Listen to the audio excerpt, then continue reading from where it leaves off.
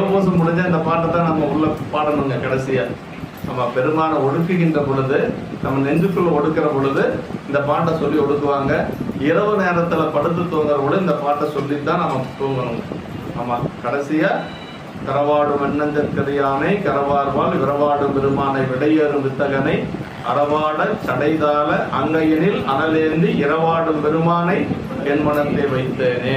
இது எப்பொழுதும் நம்ம தினசரி இரவு தூங்குகின்ற பொழுது இந்த பாட்டை சொல்லி தூங்கணும் அப்படிங்கிறது பெரியவங்க சொல்லுவாங்க.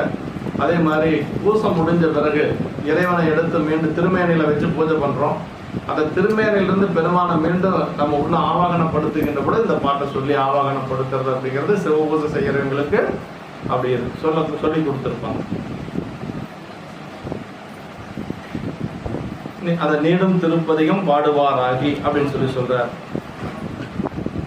கண்ணறிவு மேனி புறம் வளைப்போம் என்று சொல்லி சொல்றார். வார்ந்து சொல்லி மலை